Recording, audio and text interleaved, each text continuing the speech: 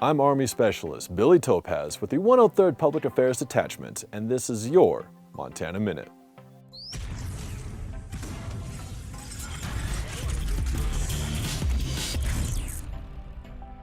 For this quarterly Montana Minute, we covered Cavalry Scouts training at Limestone Hills, spoke with the financial advisor, and the drug and alcohol representatives for Montana service members. We spoke with Headquarters Command, Cavalry Scouts at Limestone Hills, March 7, 2020. They conducted Bradley gunnery to prepare for Operation Defender 20. Operation Defender 20 is the largest deployment of U.S.-based forces to Europe for a training exercise in over 25 years. A division-sized combat credible force will deploy to 6 European countries, which will require tens of thousands of service members and civilians in multiple nations. We interviewed Mr. Kurt Olt, the personal financial counselor for service members in Montana. He gave us his top 3 financial tips. Let's set a strong foundation for our finances, right? And there are a lot of parts and pieces to that, I think, but the most important piece is to really set up a budget. A budget really tells us how we're going to spend our money, where that money is going to go, where the money is coming in from. But the other thing associated with the budget, which is crucial to making a budget useful, and that's associating goals with that budget. We need to make sure that we pay ourselves first. We've probably heard that from our parents all of our lives. Pay yourself first, pay yourself first. But how often do we really do it?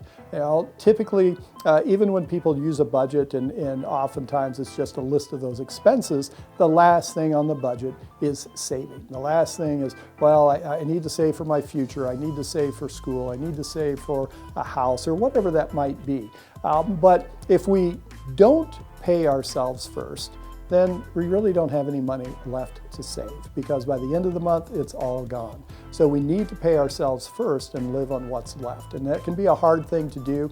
We can have mentors in all kinds of parts of our lives, and there's not one more important than finances. So if you can find someone, maybe who's a little older, maybe who's a little wiser, that can help you walk through some of the challenges that you're having, I think it's really, really important.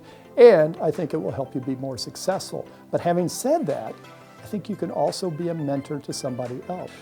What I want to do is I want to help you identify where you are and where you want to go, and then create a plan to get you there. So feel free to call me anytime.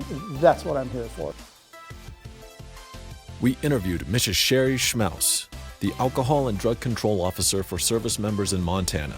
She informed us about suicide prevention and our role as a bystander within the military ranks. Now, engaged training is based on the bystander's effect, but the bystander effect is the more people that are present in a situation, the less likely anyone is to do anything. Just being from Montana, we are high risk. As we know from statistics, being a soldier from Montana, we're double the risk, and then being a veteran is even higher than that. So we are a high-risk state. So as a National Guardsman, it is a call to action. To do something to change the trajectory of somebody who needs an intervention or anything that you see that needs help. Reporting from Fort Harrison, Montana, I'm Army Specialist Billy Topaz, and this has been your Montana Minute.